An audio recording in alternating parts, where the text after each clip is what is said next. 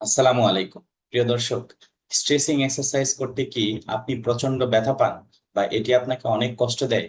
আপনি কি তাহলে ভুল নিয়মে স্ট্রেচিং এক্সারসাইজ করছেন? জানতে ভিডিওটি সম্পূর্ণ দেখুন। চলুন প্রথমে আমরা জেনে নেই স্ট্রেচিং এক্সারসাইজ কি। A physical activity where you deliberately flex and lengthen a muscle or tendon to improve your body's flexibility, movement range, and muscle comfort, resultant increase in function and performance. এটি এক ধরনের শারীরিক কাজ যেটির মাধ্যমে আপনি আপনার মাসেল এবং টেন্ডনের দৈর্ঘ্যকে বাড়াবেন, ফ্লেক্সিবিলিটিকে বাড়াবেন, কমফোর্টনেসকে বাড়াবেন, জয়েন্টের রেঞ্জ বাড়বে এবং সাথে সাথে আপনার পারফরমেন্সকে বাড়িয়ে দিবে। It may be active or passive and static or dynamic. এটি অ্যাক্টিভলিও হতে পারে বা প্যাসিভলিও হতে পারে। এটি স্ট্যাটিক এবং ডাইনামিক দুই ধরনের হতে পারে। When you need stretching exercise, আপনার কখন এই স্ট্রেচিং এক্সারসাইজটি প্রয়োজন হবে? To increase flexibility and gain relaxation of your body. আপনার যখন ফ্লেক্সিবিলিটি প্রয়োজন হবে বা রিল্যাক্সেশন গেইন করার প্রয়োজন হবে, তখন আপনি স্ট্রেচিং এক্সারসাইজটি করতে পারেন। Before and after gymnastic session, জিমে এক্সারসাইজ করার পূর্বে এবং পরে স্ট্রেচিং এক্সারসাইজের প্রয়োজন হতে পারে। Before and after sports and sports training, খেলা এবং খেলার প্রশিক্ষণের পূর্বে এবং পরে স্ট্রেচিং এক্সারসাইজের প্রয়োজন হতে পারে। Special situation, for example joint stiffness or reduce range of motion, tissue tightness after injury or medical condition or after surgery. অর্থাৎ বিভিন্ন ধরনের বিশেষ কন্ডিশন, যেমন জয়েন্ট স্টিফনেস হয়ে যাওয়া বা রেঞ্জ অফ মোশন কমে যাওয়া বা টাইট হয়ে যাওয়া, বডি টিস্যু টাইট হয়ে যাওয়া, বিভিন্ন রোগ এবং সার্জারির পরবর্তীতে এসব বিষয় দেখা দিতে পারে, প্রয়োজন হতে পারে আপনার স্ট্রেচিং এক্সারসাইজের। চলুন এখন আমরা জানি ফিজিওথেরাপির বিভিন্ন বই এবং লিটারেচার বা আর্টিকেল স্ট্রেচিং এক্সারসাইজকে কেমন ভাবে প্রেজেন্ট করে।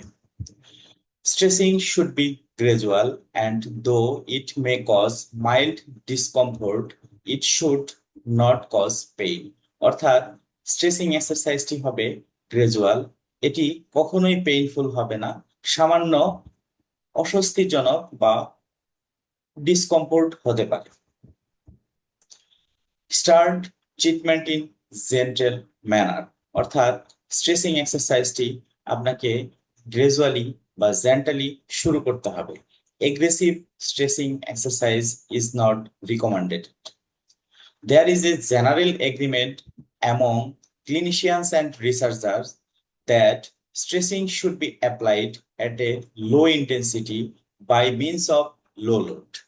ক্লিনিশিয়ান এবং যারা রিসার্চ করেন তাদের মধ্যে একমত হয়েছেন যে স্ট্রেচিং এক্সারসাইজ লো ইন্টেন্সিটি এবং লো লোডে হওয়া উচিত। Low intensity stretching in comparison to high intensity stretching is more comfortable for the patient and minimize voluntary involuntary guarding। অর্থাৎ স্ট্রেচিং এক্সারসাইজ করার সময় বডি টিস্যু যে গার্ড দিয়ে থাকে বা বাধা প্রদান করে থাকে, সেটি যদি লো ইন্টেন্সিটিতে করা হয় তাহলে কম হবে। Stretching that is too vigorous will retard rather than hasten recovery. আপনি যদি খুব ভিগোরাসলি এবং ফাস্টলি এই স্ট্রেচিং এক্সারসাইজটি করেন, সেটি আপনার রিকভারি না করে আরো ক্ষতির দিকে ঠেলে দিতে পারে। To minimize muscle activation during stretching and reduce the risk of injury to soft tissue, stretching এর সময় টিস্যু যাতে অ্যাক্টিভেটেড হয়ে না যায় বা আপনাকে গার্ড না দেয়, and released at slow rate, এটি শুরু করতে হবে ধীরে ধীরে, শেষও করতে হবে ধীরে ধীরে। Over stretching beyond the normal length can cause hypermobility. অর্থাৎ ফিজিওলজিক্যাল রেঞ্জের বাইরে গিয়ে যদি আপনি স্ট্রেচিং করেন, এটি হাইপার মোবিলিটি বয়ে নিয়ে আসবে, creating selective Selective hypermobility may be necessary for specific sports person. এটি সাধারণত সবার জন্য প্রয়োজন নাও হতে পারে। স্পেসিফিক স্পোর্টস পারসন যেমন সার্কাস্টিক স্পোর্টসম্যানদের এই ধরনের হাইপার মোবিলিটি প্রয়োজন দেখা দিতে পারে। Stressing not indicated in bony block, sharp, acute pain with joint movement or in muscle elongation. Stressing বনি ব্লক থাকলে এবং অতিরিক্ত ব্যথা যদি পাওয়া যায় মুভমেন্ট এবং টিস্যুকে টান দিলে, সেক্ষেত্রে স্ট্রেসিং এক্সারসাইজ করা যাবে না। Ballistic tracing is not recommended for elderly and sedentary individuals. Ballistic অর্থাৎ সাইকেলিং হাই ইন্টেন্সিটি স্ট্রেসিং বয়স্ক ব্যক্তি এবং যারা সেডেন্টারি লাইফ লিড করে তাদের এই ব্যালিস্টিক স্ট্রেসিং করা যাবে না। এটি স্পোর্টসম্যানদের ক্ষেত্রে করা যেতে পারে। Stretching manoeuvres usually cause shortness. Stretching exercise করার পরবর্তীতে সাধারণত আপনার মাসেলে অল্প পরিমাণে শর্টনেস দেখা দিতে পারে। Perform the manoeuvre on alternated day to allow the soreness to decrease and tissue healing to occur between stressing session. এই সোরনেসকে কমাতে এবং হিলিং হতে স্ট্রেসিং এক্সারসাইজ আপনাকে একদিন পর পর অর্থাৎ 48 ঘন্টা পর পর করা প্রয়োজন। তাহলে এই সোরনেসটা কমে যাবে এবং হিলিং প্রসিডিউরটা খুব সুন্দরভাবে সম্পূর্ণ হবে। The patient should perform range of motion any newly gained range during this session.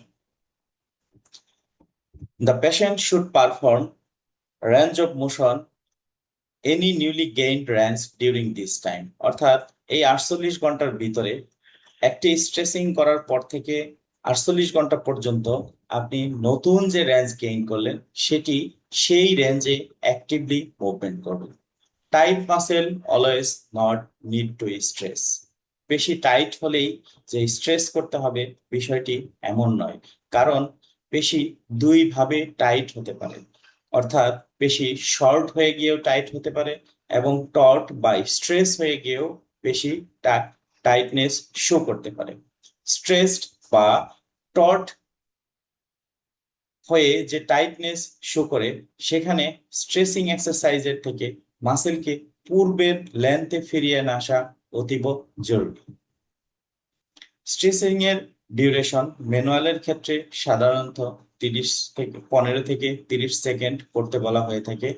মেকানিক্যালের ক্ষেত্রে এটি কয়েক মিনিট থেকে কয়েক ঘন্টা বা কয়েক দিন পর্যন্ত হতে পারে, যেমন স্প্লিন্টিং, সিরিয়াল স্ট্রেসিং ইত্যাদি। Number of stress per session 2 to 6 repetition, manual, active or passive. Manual tracing এর ক্ষেত্রে হোক সেটি অ্যাক্টিভ বা প্যাসিভ, একটি সেশনে আপনি 2 থেকে 6 রেপিটেশন স্ট্রেসিং করবেন, 6 সেট স্ট্রেসিং করবেন। যেমন আপনি যদি 15 সেকেন্ড করে স্ট্রেস করেন তাহলে সর্বোচ্চ আপনি 6টি স্ট্রেস দিতে পারবেন। 30 সেকেন্ড করলে আপনি 2 থেকে 3টি স্ট্রেস দিয়ে 48 ঘন্টা অপেক্ষা করতে হবে এর ইফেক্ট দেখার জন্য।